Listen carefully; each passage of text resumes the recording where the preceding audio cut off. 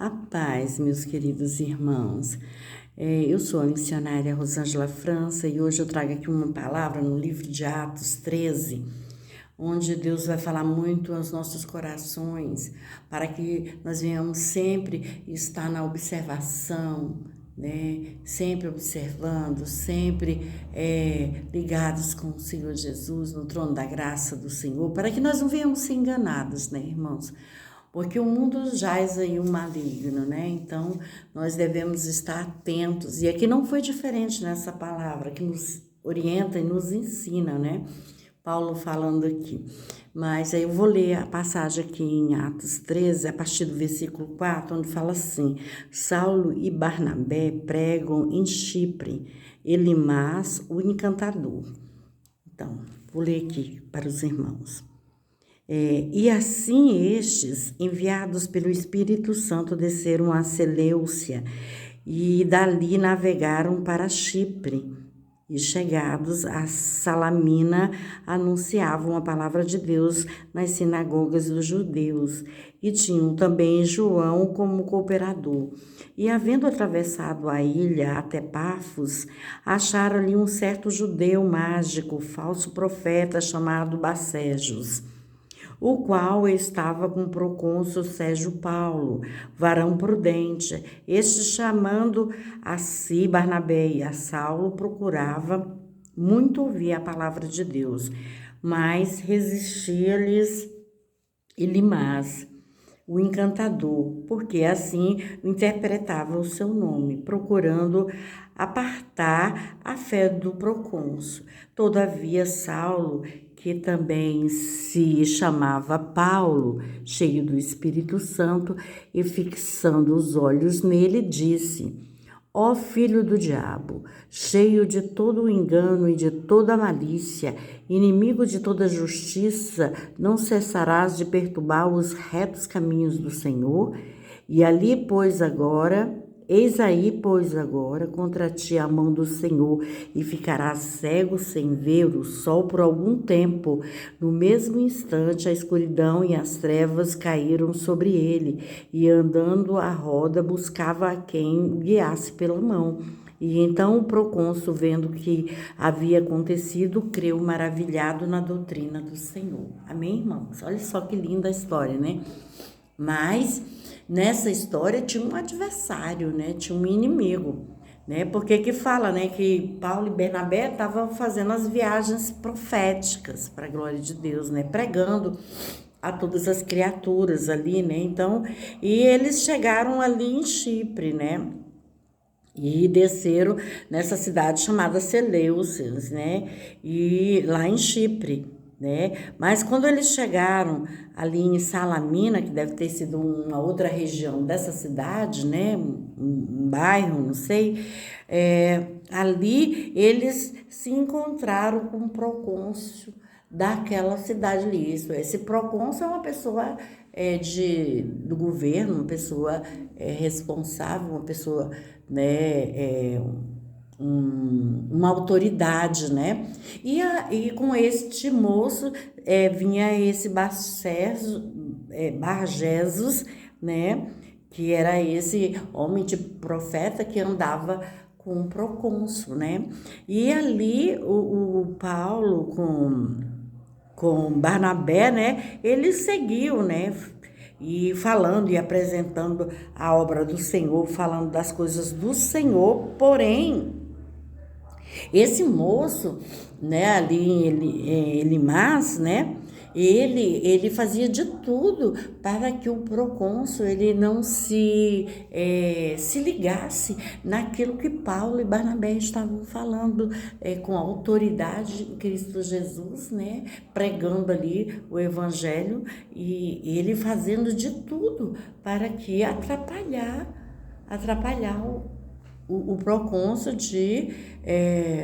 de aceitar até mesmo ao Senhor Jesus, né? Desviando, talvez com conversas vãs, né? Para que ele não viesse estar ligado naquilo que estava sendo mencionado ali, né?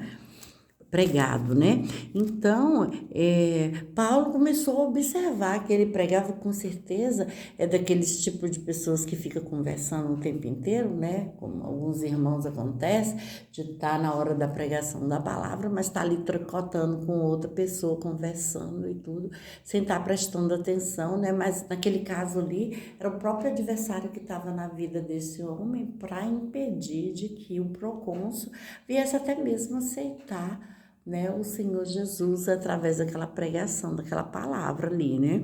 E Paulo vendo isso, né, que ele tentava dispersar ali, Paulo entrou com autoridade, né, e falou assim: ó, filho do diabo, cheio de todo o engano e de toda malícia, inimigo de toda justiça, não cessarás de operar os retos caminhos do Senhor? Então ele já falou logo com autoridade ali para aquele homem, chamando a atenção, né, e para todos que ali estavam, inclusive esse procônsul que estava lá, né, ouviu ele e falou assim: olha, por conta dessa sua atitude aí, eis aqui, pois, agora contra ti a mão do Senhor. Ficarás cego e não verás o sol por algum tempo, né? E a palavra aqui relata que no mesmo instante a escuridão e as trevas caíram sobre ele e andando ele em roda, né? Buscava a quem pudesse guiar ele pela mão. Por quê? Paulo lançou a palavra, imediatamente esse homem ficou cego por algum tempo, né? Porque até ele fala que era por algum tempo, até ele vir a atinar, né? E de ter consciência de que o próprio Deus fez esse tipo de situação para que ele se calasse, né? Para que ele saísse da sua corrupção e para que ele se arrependesse, né? De estar deixando o próprio inimigo usá-lo, né, para impedir a salvação para aquela alma, né? Porque só fala dessas duas situações, deste homem e desse procônsul, porém, tinha outras pessoas que estavam no meio ali, né? Com certeza, viu um bom número de pessoas que estavam ali ouvindo e com certeza viram essa atitude de Paulo, essa ação de Paulo, essa profecia de Paulo, né? Porque na realidade ele profetizou sobre aquele homem que Deus estaria fazendo justiça, sim, ia calar a boca dele, sim, não só calar a boca, mas também fechar os seus olhos ali. E ele viu que era realmente um enganador, encantador, né? E ali aquele homem passa por essa situação para reconhecer o poderio de nosso Senhor e Salvador Jesus na vida de Paulo, na vida de Barnabé, né?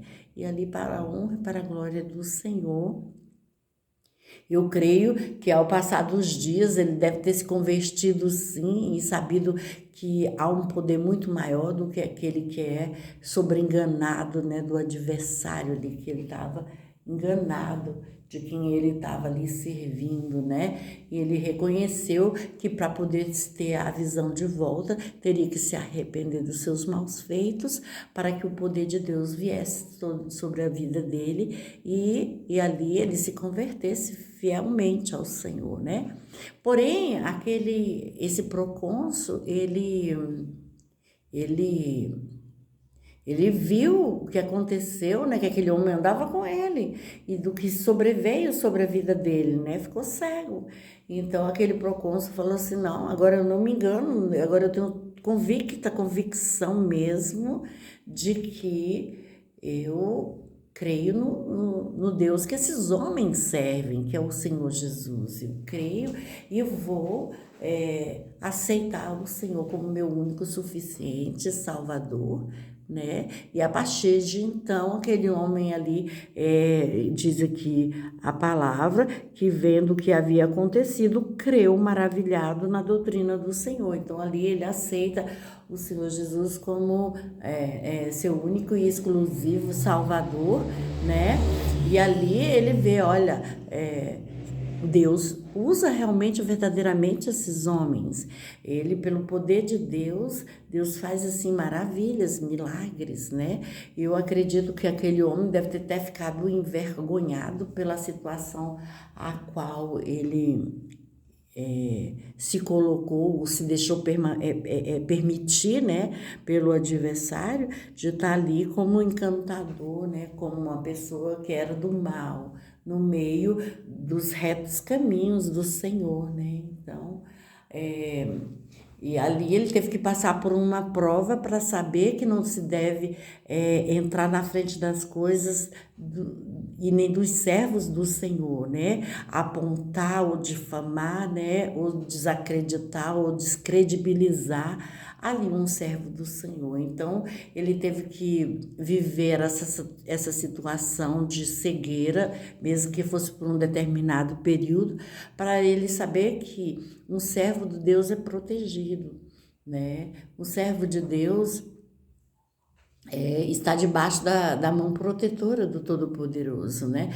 Que não se deve chegar ou se falar de qualquer maneira, né? E ali eu acredito que aquele homem e aqueles outros, todos os quantos estavam ali, porque eu acredito que era um bom número de pessoas, vendo essa situação, creu também, né? E não iam praticar essas vãs doutrinas aí, né, irmãos? Então, para a honra, para a glória do nosso Senhor e Salvador Jesus Cristo, essa foi a palavra, uma palavra, assim, de fé, uma palavra com experiência também, para que nós venhamos, assim, estar atenta ao que o adversário está falando no meio do povo, no meio da igreja, onde quer que esteja somado ali um número de pessoas, onde se possa estar falando do nome do Senhor, nem mesmo deve-se fazer algum tipo de comentário quando a palavra está sendo pregada, né? Não devemos estar nos ausentando, nos levantando ou fazendo coisas,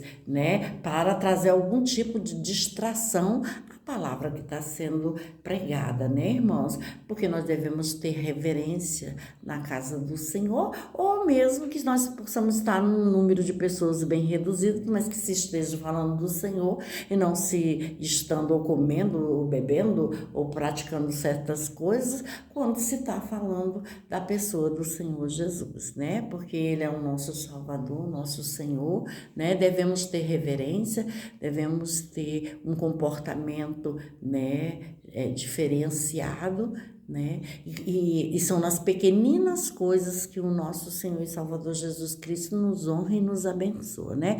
Porém, então, nós não vamos, assim, praticar esses enganos, né, irmãos? Vamos, assim, ser corretos diante do poder e da glória do nosso Senhor e Salvador Jesus Cristo, porque é Ele que abre nossos entendimentos, que nos dá o conhecimento, né? E é conosco em todo tempo, todo lugar, né, irmão? Essa é a palavra. Eu gostaria que os irmãos se inscrevessem no meu canal, dessem um like e ativassem o sininho de notificação. A paz para todos. Amém?